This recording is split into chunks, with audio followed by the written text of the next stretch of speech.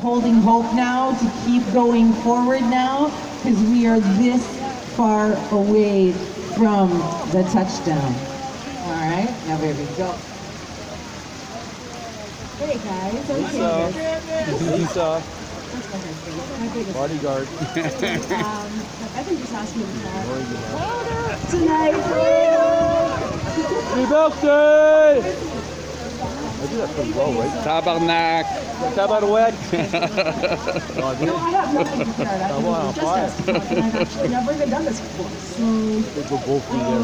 Oh yeah, oh yeah. I live in It's already starting to warm up here. I was here every day for the convoy.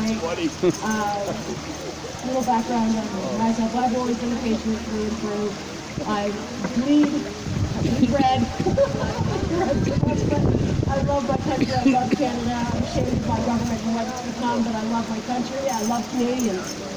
And when the pandemic started, our daughter, who is 16 now, went into a mental health spiral. Like out of nowhere, and it was bad. And nothing I'd ever dealt with before, experienced before, had any experience in dealing with a teenager that is suicidal, and it was the hardest time of my life, and trying to go into hospitals with her and get her the right help was impossible because of COVID. And the routes weren't available, this and that, everywhere we turned it was like, oh, because of COVID.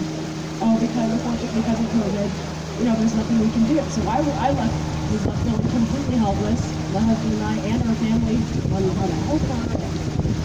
It was hard, and she's doing a lot better now, thank God. But it was a really hard time, and COVID made it. COVID made it a lot worse. And when I had asked my dad. My dad was 70, and I told him everything I knew about the vaccine, and I begged him not to get it. And behind my back, he got it. My dad is he just wanted to eat breakfast at a restaurant. That was his thing. And so he got the vaccine. He got double jabbed, and he passed away December 23rd last year. He was my best friend, best guy in the world. You can't even be around him without your cheeks hurt because you're laughing so much. He didn't have an enemy in the world. He was my best friend. And I blame the government. I blame this whole pandemic. The lives they took, the time that they took from people that will never get back. I didn't get to spend his very last days in the hospital with him. I was fortunate enough to be my right, much less me be grateful for it, but they let me come in when they pulled the plug.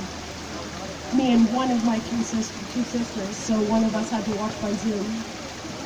And myself and one of my other sisters held his hand while he passed away, but I was heartbroken that he felt alone for all those days before that, and scared, and and I'm not the only one with that story, and I know I've heard millions of stories down here at the convoy, people who have dealt with stories much worse than that. And it was those 3 weeks not the best time of your entire life. Like I was on cloud 9 the entire time. Over the last 2 years of everything that's been going on, I've been sitting there thinking, where is everybody? Like, I can't be the only one that thinks that this is messed up. Like, this is not okay, this is not right. Where is everybody?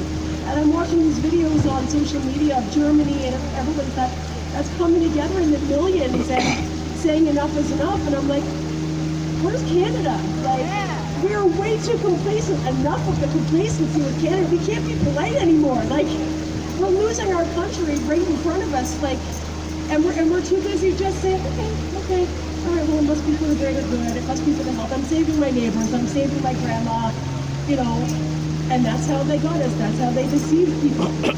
And you guys here are here because you survived the greatest brainwash ever planned in the history of man. As far as whatever. But now we know who would have given up the Jews and who would have said everything, right? And that's how they did it.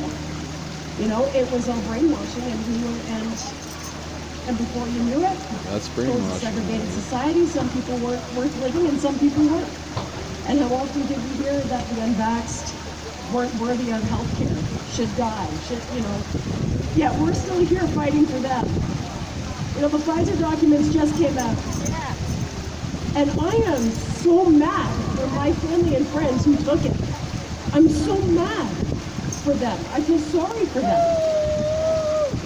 And it's just, where do we go forward from here? Some people say there's nothing we can do now. Right, there's something we can do now. This is where it ends. This is where it started in Ottawa. It didn't end in Ottawa, it started in Ottawa. And I think the biggest impact that we can continue to have is each and every person in your communities, wherever you are. Go into your pharmacies, talk to the pharmacists, ask them questions about what's in the vaccine. Go to restaurants. We need to be the media now. We are the media now. Our lives, our content that we're sharing and spreading the truth is the media now. I shared something on my social media yesterday or this morning, I can't remember. It was about the Pfizer documents, and I can't tell you how many people messaged me saying, what Pfizer documents? I don't know what you're talking about. They have no clue. The media is not sharing it. They don't know. So it's up to us to spread the awareness, to continue to be present and sharing the truth no matter what hate you're afraid of. We're beyond past worrying about the hate we're going to get. We're beyond that. That doesn't matter. They're not our people. If they hate us, they're not our people. That's fine. We'll still fight for them, but we're not going to pay them. We're beyond that. We can't be worried about offense. This is our country. This is our children. Our generations and generations are literally about to change as we know them if we stop. We can't stop. The digital ID, it's already in place. We need to expose this. Nobody knows. Nobody knows. Except us. The awake people know, but the rest don't. The mass, they don't know. We have to be sharing this stuff. We have to be spreading it out. We have to be getting together. We cannot lose unity. We can't use, all the love that was spread around here during the convoy, that should be happening in our neighborhoods. We need to bring that to our neighborhoods.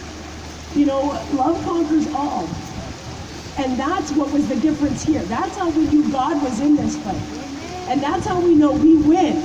Because love conquers all. And that's how we won the hearts of everybody here. That's what changed people. It wasn't just the sound of the honks, which was freaking awesome and jacked me up more than anything, but it was the love that we showed people. That's what changed people's hearts.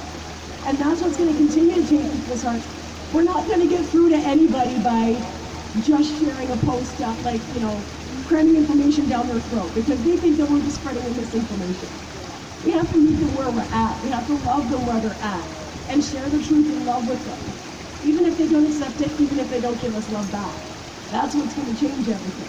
And that's the attitude that we need to take back to our own communities, spread it, and it will spread. It'll spread. It's just like when you pay for somebody's coffee and they're so taken back by the fact that they just got a free coffee. Now they're going to pay for the person behind. It's going to spread like that. That's how we have to continue with this movement. This is a freedom movement. This is a love movement.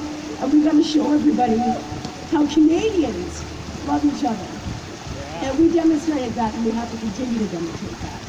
But anyways, yeah, I said a lot more than I thought I was going to say.